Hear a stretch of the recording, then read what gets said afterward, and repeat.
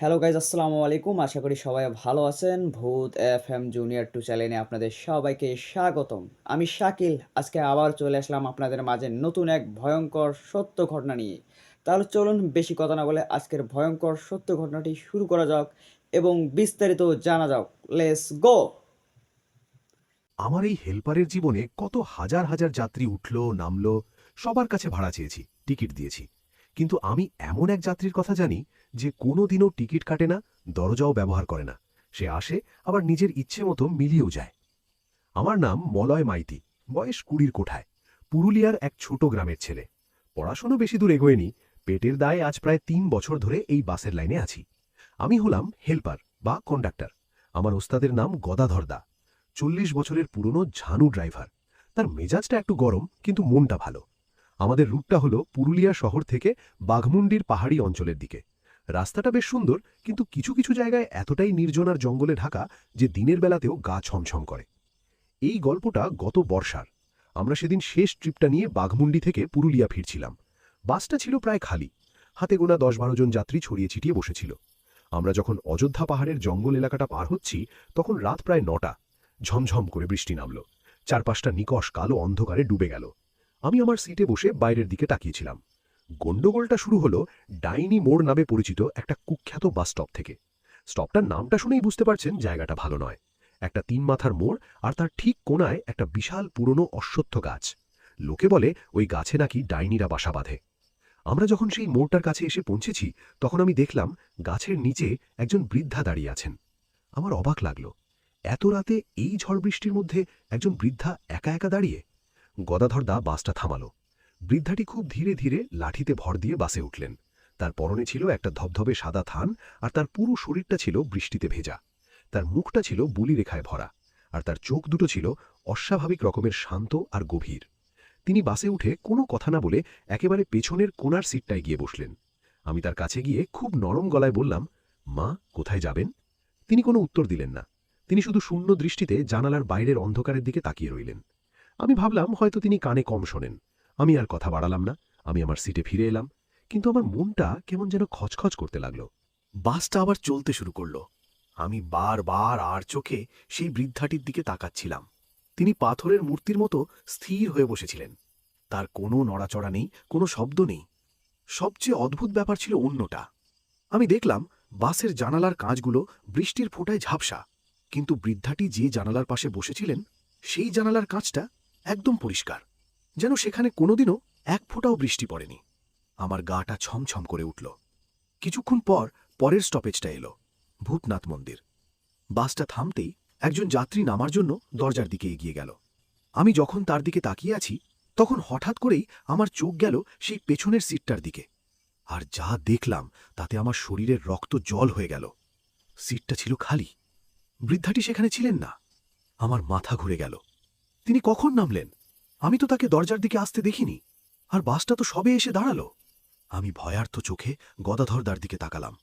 সেও রিয়ারভিউ মিরারে সেই একই ভয়ঙ্কর দৃশ্য দেখে ভয়ে জমে গিয়েছিল। আমি যখন ভাবছি আমি কি করব, ঠিক তখনই আমার চোখ গেল সেই পরিষ্কার জানালার কাঁচটার দিকে। আমি দেখলাম কাঁচটা, যেটা একটু আগেও বন্ধ ছিল, সেটা এখন হাঁ করে খোলা। আর জানালার বাইরে আমি দেখলাম সেই বৃদ্ধাটি শূন্যে ভাসতে ভাসতে জঙ্গলের গভীর অন্ধকারের দিকে মিলিয়ে যাচ্ছেন। তার সাদা থানটা বাতাসে পাখির ডানার মতো উড়ছিল। আমি আর গদাধরদা দুজনেই ভয়ে আতঙ্কে চিৎকার করে উঠেছিলাম। বাসের বাকি যাত্রীরা আমাদের দিকে অবাক হয়ে তাকাচ্ছিল। তারা কিছুই বুঝতে পারছিল না। আমি জানি না আমি সেদিন রাতে কি দেখেছি। আমি শুধু জানি আমি এক ভয়ঙ্কর অলৌকিক সত্তার সম্মুখীন হয়েছি, যে টিকিট কাটে না, যে দরজা ব্যবহার করে না। সে আসে, আবার নিজের ইচ্ছে মতো জানালা দিয়ে মিলিয়ে যায়। কিন্তু কেন? কেন সে আমাদের বাসে উঠেছিল? এই প্রশ্নের উত্তর খোঁজার সাহস আমার আর কোনোদিনও হবে কিনা আমি জানি না। সেই রাতের ভয়ঙ্কর অভিজ্ঞতার পর আমি আর গদাধরদা দুজনেই ঠিক করেছিলাম যে আমরা এই ব্যাপারটা নিয়ে আর কাউকে কিছু বলবো না। আমরা জানতাম কেউ আমাদের কথা বিশ্বাস করবে না, বরং আমাদেরকেই পাগল ভাববে। কিন্তু আমি নিজে ঘটনাটা ভুলতে পারছিলাম না। আমার ঘুমের মধ্যে বারবার সেই বৃদ্ধার শূন্যে মিলিয়ে যাওয়ার দৃশ্যটা ফিরে আসত। আমি বুঝতে পারছিলাম আমি যদি এই ভয়ের কারণটা খুঁজে বের করতে না পারি, তাহলে আমি হয়তো আর কোনোদিনও এই লাইনে কাজ করতে পারবো না। আমি ঠিক করলাম আমাকে এর শেষ দেখতেই হবে। আমি প্রথমে সেই ডাইনি মোড় আর ভূতনাথ মন্দির এলাকাটা সম্পর্কে খোঁজখবর নিতে শুরু করলাম। আমি কথা বললাম পুরনো দিনের ড্রাইভার, ধাবার মালিক আর ওই এলাকার স্থানীয় মানুষদের সাথে। প্রথমে কেউই কিছু বলতে চাইছিল না, তারা বিষয়টা এড়িয়ে যাচ্ছিল। অবশেষে আমি একজনের কাছ থেকে একটা সূত্র পেলাম। তিনি হলেন ভূতনাথ মন্দিরের প্রধান পুরোহিত শ্রীরাম শর্মা। আমি তার কাছে গিয়ে আমার রাতের অভিজ্ঞতার কথা খুলে বললাম। আমার কথা শুনে পুরোহিত মশাইয়ের মুখটা কেমন যেন গম্ভীর হয়ে গেল। তিনি একটা দীর্ঘশ্বাস ফেলে বললেন, বৎস, তুমি যার সম্মুখীন হয়েছ তার নাম ছিল পদ্মাবতী। পদ্মাবতী? হ্যাঁ, তিনি বললেন। আজ থেকে প্রায় ৫০-৬০ বছর আগের কথা। পদ্মাবতী ছিলেন এই অঞ্চলেরই এক জমিদার বংশের বধূ। তিনি ছিলেন খুব দয়ালু এবং ধর্মপ্রাণ মহিলা, কিন্তু তার ভাগ্যটা ছিল খুব খারাপ। তার স্বামী ছিলেন এক অত্যাচারী লম্পট লোক। তিনি পদ্মাবতীর উপর খুব অত্যাচার করতেন। পদ্মাবতীর যখন একটি কন্যা সন্তান হয় তখন সেই অত্যাচার আরও বেড়ে যায়। তার স্বামী চেয়েছিলেন পুত্র সন্তান। একদিন রাতে পুরোহিত মশাইয়ের গলাটা ধরে এলো। তার স্বামী মদ খেয়ে এসে তাকে আর তার ছোট্ট মেয়েটাকে বাড়ি থেকে বের করে দেয়। পদ্মাবতী তার মেয়েকে নিয়ে এই জঙ্গলের মধ্যে দিয়ে তার বাপের বাড়ির উদ্দেশ্যে রওনা দিয়েছিলেন, কিন্তু পথেই একদল ডাকাত তাদের আক্রমণ করে। তারা পদ্মাবতীর সর্বস্ব লুট করে নেয়, আর আর তার সম্মানও। কিন্তু পদ্মাবতী হার মানেননি। তিনি তার মেয়েকে বাঁচানোর জন্য বাঘিনীর মতো লড়াই করেছিলেন। তিনি একজন ডাকাতকে খুন করে ফেলেছিলেন, কিন্তু তিনি একা আর কতক্ষণ লড়বেন? ডাকাতরা তাকে আর তার মেয়েটাকে নির্মমভাবে খুন করে তাদের দেহ দুটো ওই ডাইনি মোড়ের অশ্বত্থ গাছের নিচেই পুঁতে দেয়। আমার গায়ের লোম খাড়া হয়ে গেল। সেই থেকেই নাকি তিনি বলে চললেন, পদ্মাবতীর অতৃপ্ত কিন্তু পবিত্র আত্মা এই জঙ্গলে ঘুরে বেড়ায়। সে কোনো ক্ষতি করে না, সে শুধু তার হারানো সম্মান আর তার মেয়ের ন্যায় বিচার খুঁজে বেড়ায়। সে মাঝে মাঝে রাতের বাসে উঠে পড়ে। সে হয়তো ভাবে এই বাসটাই তাকে তার গন্তব্যে, তার বাপের বাড়িতে পৌঁছে দেবে। কিন্তু তার যাত্রা যে আর কোনোদিনও শেষ হবে না তা সে বোঝে না। তাই সে ভূতনাথ মন্দিরের কাছে এসে হতাশ হয়ে বাস থেকে নেমে যায়। আমি স্তব্ধ হয়ে তার কথা শুনছিলাম। আমার বুকের ভেতরটা এক অদ্ভুত করুণায় ভরে উঠল। বেচারি। আমি বললাম, কিন্তু কিন্তু তার মুক্তির কি কোনো উপায় নেই? পুরোহিত মশাই বললেন, উপায় একটাই আছে। যে সম্মান তার কাছ থেকে কেড়ে নেওয়া হয়েছিল সেই সম্মান তাকে ফিরিয়ে দিতে হবে। তার আর তার মেয়ের দেহাবশেষ উদ্ধার করে পূর্ণ মর্যাদার সাথে তাদের শেষকৃত্য সম্পন্ন করতে হবে। কিন্তু তাদের দেহাবশেষ কোথায় তা তো কেউ জানে না। জানে, পুরোহিত মশাই বললেন, পদ্মাবতীর আত্মা জানে। সে হয়তো তোমাকেই তার মুক্তির দূত হিসেবে বেছে নিয়েছে। সে হয়তো তোমাকেই কোনো ইশারা করবে। আমি একটা নতুন আশার আলো দেখতে পেলাম। আমি ঠিক করলাম আমি পদ্মাবতীকে সাহায্য করব। সেই রাতে আমি ইচ্ছে করেই আমাদের শেষ ট্রিপটা নিয়ে ওই রাস্তা দিয়েই ফিরছিলাম। আমি যখন সেই ডাইনি মোড়ের কাছে এসে পৌঁছলাম তখন আমি দেখলাম সেই বৃদ্ধাটি অর্থাৎ পদ্মাবতী আবার সেই গাছের নিচে দাঁড়িয়ে আছেন। আজ আমি আর ভয় পেলাম না। আমি গদাধর দাকে বাসটা থামাতে বললাম। তিনি বাসে উঠলেন। সেই একইভাবে একেবারে পেছনের সিটে গিয়ে বসলেন। আমি তার কাছে গেলাম। আমি হাত জোড় করে খুব শান্ত গলায় বললাম, মা, আমি সব জানি। আমি আপনার কষ্টটা বুঝতে পারছি। আমি আপনাকে আর আপনার মেয়েকে ন্যায় বিচার পাইয়ে দিতে চাই।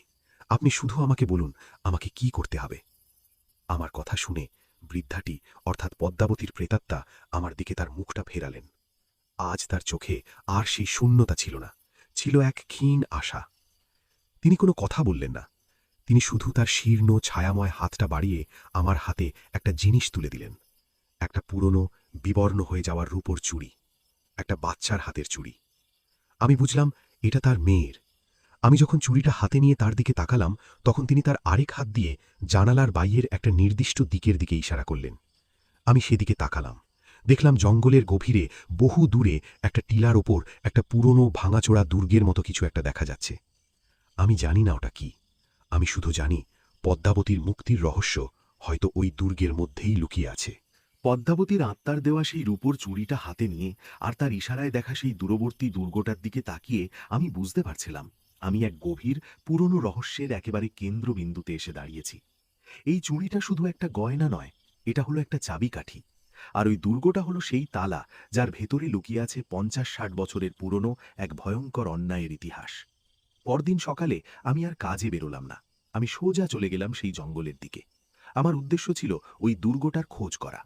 জঙ্গলের ভেতরটা ছিল দুর্ভেদ্য, কোনো রাস্তা নেই, শুধু কাঁটা ঝোপ আর ঘন গাছপালা। আমি একটা লাঠি হাতে নিয়ে জঙ্গল কেটে কেটে এগোতে লাগলাম। প্রায় ২ ঘন্টা হাঁটার পর আমি সেই টিলাটার পাদদেশে এসে পৌঁছলাম। টিলাটা ছিল বেশ খাড়া, তার উপর চড়াটা ছিল খুব কঠিন কাজ। আমি অনেক কষ্টে গাছের শিকড় আর ঝোপঝাড় ধরে টিলার উপরে উঠলাম। আর যা দেখলাম তাতে আমি অবাক হয়ে গেলাম। ওটা কোনো দুর্গ ছিল না, ছিল একটা পুরনো, প্রায় ধ্বংস হয়ে যাওয়া জমিদার বাড়ি। বাড়িটার চারদিকে উঁচু পাঁচিল, আর তার মাঝখানে একটা বিশাল লোহার গেট। দেখেই বোঝা যায় এককালে এই বাড়ির কত প্রতিপত্তি ছিল। আমার আর বুঝতে বাকি রইল না এটাই ছিল পদ্মাবতীর শ্বশুর বাড়ি। আমি গেটের সামনে গিয়ে দাঁড়ালাম। গেটে একটা বিশাল মরচে ধরা তালা ঝুলছে। আমি এখন কি করব? আমি যখন ভাবছি আমি কি পাঁচিল টপকে ভেতরে ঢুকব, তখন হঠাৎ করেই আমার হাতের সেই রূপোর চুড়িটা সামান্য গরম হয়ে উঠল। আর সাথে সাথেই আমি দেখলাম গেটের ঠিক পাশেই আগাছার জঙ্গলের মধ্যে কিছু একটা চকচক করছে। আমি এগিয়ে গিয়ে আগাছাগুলো সরাতেই দেখলাম মাটির মধ্যে অর্ধেক পুঁতে রাখা অবস্থায় একটা পুরনো লোহার চাবি। আমার বুকের ভেতরটা ধড়াস করে উঠল। আমি বুঝলাম পদ্মাবতীর আত্মা আমার সাথেই আছে, সে আমাকে পথ দেখাচ্ছে। আমি কাঁপা কাঁপা হাতে চাবিটা তুলে নিয়ে তালায় ঢোকালাম। একটা তীব্র কর্কশ শব্দ করে বহু বছরের পুরনো তালাটা খুলে গেল। আমি গেটটা ঠেলে ভেতরে ঢুকলাম। ভেতরটা ছিল এক ভয়ঙ্কর ধ্বংসস্তূপ। বাগানটা আগাছায় ভর্তি, আর মূল বাড়িটার ছাদ ভেঙে পড়েছে। আমার গাটা ছমছম করে উঠল। আমি জানি না আমাকে কোথায় যেতে হবে। এত বড় বাড়িতে আমি তাদের দেহাবশেষ কোথায় খুঁজব? আমি যখন উদ্দেশ্যহীনভাবে বাড়ির ভাঙাচোরা দালানের মধ্যে দিয়ে হাঁটছি, তখন আবার সেই চুড়িটা গরম হয়ে উঠল। আর আমি আমার কানের পাশে একটা মিষ্টি বাচ্চার কণ্ঠস্বর শুনতে পেলাম। এদিকে আমি চমকে উঠলাম। এ তো পদ্মাবতীর মেয়ের গলা। আমি সেই কণ্ঠস্বর অনুসরণ করে বাড়ির একেবারে পেছনের দিকে একটা পুরনো শুকনো কুয়োর কাছে এসে দাঁড়ালাম। কুয়োটার মুখটা ছিল পাথরের স্ল্যাব দিয়ে ঢাকা। কণ্ঠস্বরটা আবার বলল, এর নিচে। আমি বুঝলাম আমাকে এই স্ল্যাবটা সরাতেই হবে। আমি আমার সমস্ত শক্তি দিয়ে স্ল্যাবটা সরানোর চেষ্টা করতে লাগলাম, কিন্তু ওটা ছিল অচন্দ্রণ ভারী। আমি যখন প্রায় হাল ছেড়ে দিয়েছি, তখন আমি দেখলাম কুয়োর পাশেই একটা লম্বা লোহার রড পড়ে আছে। আমি সেই রডটা দিয়ে লিভারের মতো করে অনেক চেষ্টার পর স্ল্যাবটা সরাতে পারলাম। ভেতর থেকে বেরিয়ে এলো এক ঝলক ঠান্ডা, স্যাঁতস্যাঁতে পচা গন্ধ। আমি টর্চ জেলে ভেতরে দেখার চেষ্টা করলাম। কুয়োটা ছিল শুকনো, আর তার একেবারে নিচে আমি যা দেখলাম তাতে আমার ভয়ে, আতঙ্কে গলা দিয়ে একটা তীব্র চিৎকার বেরিয়ে এলো। কুয়োর নিচে পড়েছিল দুটো মানুষের কঙ্কাল, একটা প্রাপ্তবয়স্ক মহিলার আর একটা ছোট বাচ্চার। তারা একে অপরকে জড়িয়ে ধরে শুয়েছিল। আমার আর বুঝতে বাকি রইল না আমি পদ্মাবতী আর তার মেয়ের দেহাবশেষ খুঁজে পেয়েছি। আমি যখন ভাবছি আমি এখন পুলিশকে খবর দেব, ঠিক তখনই আমার পিছনে একটা কর্কশ অট্টহাসির শব্দ আমি শুনতে পেলাম। আমি চমকে উঠে পিছনে ফিরলাম। দেখলাম কুয়োর পাড়ে একটা বিশাল কালো ছায়ামূর্তি দাঁড়িয়ে আছে। তার পরনে ডাকাতদের মতো পোশাক, আর তার চোখ দুটো জ্বলছে আগুনের গোলার মতো। আমি বুঝলাম এ হলো সেই ডাকাত দলের সর্দারের প্রেতাত্মা, যাকে পদ্মাবতী খুন করেছিল। সে তার রক্তাক্ত তলোয়ারটা আমার দিকে তাক করে একটা হিংস্র গলায় বলল, তুই তুই এখানে কি করছিস? তুই আমার শিকারকে আমার কাছ থেকে কেড়ে নিতে এসেছিস? আমি ৫০ বছর ধরে এদের আত্মাকে আমার বন্দী করে রেখেছি। আমি এদের মুক্তি পেতে দেব না। এই বলে সে আমার দিকে তেড়ে এলো। আমি জানি আমার আজ আর বাঁচার কোনো উপায় নেই। আমি যখন চোখ বন্ধ করে আমার শেষ সময়ের জন্য অপেক্ষা করছি, ঠিক তখনই আমার সামনে কোথা থেকে যেন একটা ধবধবে সাদা থানের ছায়া এসে দাঁড়াল। পদ্মাবতী। সে তার ছায়াময় কিন্তু অসম্ভব শক্তিশালী হাত দুটো বাড়িয়ে ডাকাতটার পথ আটকে দাঁড়াল। আমি বুঝলাম আমার কাজ এখনও শেষ হয়নি। আমাকে শুধু তাদের দেহাবশেষই উদ্ধার করতে হবে না, আমাকে এই দুই অতৃপ্ত আত্মার শেষ লড়াইয়েরও সাক্ষী থাকতে হবে। পদ্মাবতীর সেই রুদ্রমূর্তি দেখে ডাকাত সর্দারের প্রেতাত্মাটা এক মুহূর্তের জন্য থমকে গিয়েছিল। তার চোখে ছিল তীব্র বিস্ময় আর ক্রোধ। সে হয়তো ভাবতেও পারেনি যে তার ৫০ বছরের বন্দী আজ তার বিরুদ্ধেই রুখে দাঁড়াবে। তুই? ডাকাত সর্দারটা গর্জন করে উঠল। তোর এত সাহস, তুই আমার বিরুদ্ধে যাস? পদ্মাবতী কোনো উত্তর দিল না। তার শান্ত গভীর চোখ দুটোই ছিল শুধু এক জমাট বাঁধা ঘৃণা। সে তার ছায়াময় শরীরটা দিয়ে আমাকে আর সেই কুয়োটাকে একটা বর্মের মতো আড়াল করে রেখেছিল। ডাকাত সর্দারটা তার রক্তাক্ত তলোয়ারটা ঘুরিয়ে পদ্মাবতীর দিকে টেড়ে গেল। শুরু হলো দুই ভয়ঙ্কর অতৃপ্ত আত্মার এক অলৌকিক লড়াই। আমি সেই ধ্বংস হয়ে যাওয়া জমিদার বাড়ির উঠোনে দাঁড়িয়ে স্তব্ধ হয়ে সেই অবিশ্বাস্য দৃশ্য দেখছিলাম। তাদের কোনো শরীর ছিল না, ছিল শুধু ছায়া আর শক্তি। তাদের লড়াইয়ের আঘাতে চারপাশের বাতাস কাঁপছিল, পুরনো দেওয়াল থেকে ইট পাথর খসে পড়ছিল। আমি বুঝতে পারছিলাম পদ্মাবতী একা বেশিক্ষণ পারবে না। ডাকাত সর্দারটার অশুভ শক্তি অনেক বেশি। সে বছরের পর বছর ধরে এই জঙ্গলে আরও অনেক পাপ করে তার শক্তি বাড়িয়েছে। আমাকে কিছু একটা করতেই হবে। আমার হঠাৎ করেই পুরোহিত মশায়ের কথা মনে পড়ল। তিনি বলেছিলেন পদ্মাবতীর মুক্তির চাবিকাঠি হল তার সম্মান। আর তার সম্মান জড়িয়েছিল তার আর তার মেয়ের সৎকার হওয়ার সাথে। আমার মাথায় একটা বুদ্ধি খেলে গেল। আমি আর দেরি না করে আমার সাথে আনা একটা শক্ত দড়ি কুয়োর পাড়ের একটা ভাঙা পিলারের সাথে বাঁধলাম। তারপর সেই দড়ি ধরে আমি খুব সাবধানে কুয়োর ভেতরে নামতে শুরু করলাম। কুয়োর নিচে সেই দুটো কঙ্কালের পাশে দাঁড়িয়ে আমার গাটা ছমছম করে উঠল। আমি প্রথমে বাচ্চাটার ছোট ভঙ্গুর কঙ্কালটা খুব সাবধানে একটা কাপড়ে জড়ালাম। তারপর সেটাকে আমার পিঠের ব্যাগে ভরে নিলাম। এরপর আমি পদ্মাবতীর কঙ্কালটার দিকে হাত বাড়ালাম। আমি যখন তার মাথার খুলিটা স্পর্শ করলাম, তখন হঠাৎ করেই আমার পুরো শরীরটা যেন একটা বিদ্যুৎস্পৃষ্ট হল। আমার চোখের সামনে আমি ৫০-৬০ বছর আগের সেই ভয়ঙ্কর রাতের দৃশ্যটা দেখতে পেলাম। আমি দেখলাম পদ্মাবতী তার মেয়েকে নিয়ে এই জঙ্গলের মধ্যে দিয়ে ভয়ে আতঙ্কে ছুটে চলেছে। আমি দেখলাম ডাকাতরা তাকে ঘিরে ধরেছে। আমি শুনলাম তার মেয়ের ভয়ার্ত চিৎকার আর তার নিজের অসহায় আর্তনাদ। আমার চোখ দিয়ে জল গড়িয়ে পড়ছিল। আমি খুব সাবধানে তার সমস্ত হাড়গুলো এক জায়গায় করে আর একটা কাপড়ে জড়ালাম। তারপর আমি সেই দুটো পোঁটলা নিয়ে আবার কুয়ো থেকে ওপরে উঠে এলাম। আমি যখন ওপরে উঠে এলাম, তখন আমি দেখলাম পদ্মাবতীর আত্মা অনেকটাই দুর্বল হয়ে পড়েছে। ডাকাত সর্দারটা তাকে প্রায় গ্রাস করে ফেলেছে। আমি আর এক মুহূর্তও দেরি করলাম না। আমি সেই কঙ্কালের পোটলা দুটো বুকে জড়িয়ে ধরে আমার সমস্ত শক্তি দিয়ে চিৎকার করে উঠলাম, ছেড়ে দে ওকে শয়তান, তোর শিকার এখন আমার কাছে। তুই যদি তোর ৫০ বছরের বন্দিকে ফিরে চাস, তাহলে আমার পথ ছাড়। আমার কথা শুনে ডাকাত সর্দারটা চমকে উঠে আমার দিকে তাকালো। সে যখন দেখল আমি তাদের কঙ্কাল দুটো উদ্ধার করে ফেলেছি, তখন তার চোখ দুটো লোভে আর ক্রোধে জ্বলে উঠল। সে পদ্মাবতীকে ছেড়ে দিয়ে আমার দিকে তেড়ে এলো। আমি এটাই চেয়েছিলাম। আমি পিছন ফিরে জঙ্গলের দিকে দৌড় লাগালাম। আমার লক্ষ্য ছিল ভূতনাথ মন্দির। আমি জানি ওই মন্দিরের পবিত্র চৌহদ্দির ভিতরে ওই শয়তানটা প্রবেশ করতে পারবে না। আমার পিছনে তখন সেই ডাকাত সর্দারের ভয়ঙ্কর গর্জন আর জঙ্গলের গাছপালা ভাঙার শব্দ। আমি জানি না আমি তার থেকে বাঁচতে পারব কিনা। আমি শুধু জানি আমার বুকে এখন দুটো কঙ্কাল নয়, আমার বুকে আছে একজন মা আর তার মেয়ের মুক্তির শেষ আশা। আমার পিছনে তখন সাক্ষাৎ যমদূত। ডাকাত সর্দারের প্রেতাত্মাটা একটা উন্মত্ত ঝড়ের মতো জঙ্গল তোলপাড় করে আমার দিকে তেড়ে আসছিল। আমি আমার জীবনের সবটুকু শক্তি এক করে দৌড়াচ্ছিলাম। আমার বুকে বাঁধা সেই কঙ্কালের পোটলা দুটো আমার কাছে তখন পৃথিবীর সবচেয়ে ভারী বস্তু বলে মনে হচ্ছিল। আমি জানি আমি যদি একবার পড়ে যাই, তাহলে আমার আর রক্ষা নেই। আমি যখন প্রায় ভূতনাথ মন্দিরের কাছাকাছি এসে পড়েছি, তখন সে আমার প্রায় ঘাড়ের কাছে এসে পড়েছিল। আমি তার বরফ শীতল নিঃশ্বাস আমার পিঠে অনুভব করতে পারছিলাম। সে তার ছায়াময় ধারালো নখওয়ালা হাতটা বাড়িয়ে আমার কাঁধটা প্রায় ধরেই ফেলেছিল। ঠিক সেই মুহূর্তে আমি মন্দিরের চৌকাঠের উপর হুমড়ি খেয়ে পড়ে গেলাম। আর সাথে সাথেই একটা অবিশ্বাস্য ঘটনা ঘটল। মন্দিরের চৌকাঠটা যেন একটা অদৃশ্য দেওয়াল। ডাকাত সর্দারটার প্রেতাত্মাটা সেই চৌকাঠে ধাক্কা খেয়ে এমনভাবে ছিটকে পিছনে পড়ে গেল, যেন সে কোনো ইলেকট্রিকের তারে হাত দিয়েছে। সে যন্ত্রণায় ক্রোধে গর্জন করে উঠল, কিন্তু সে আর এক পাও এগোতে পারল না।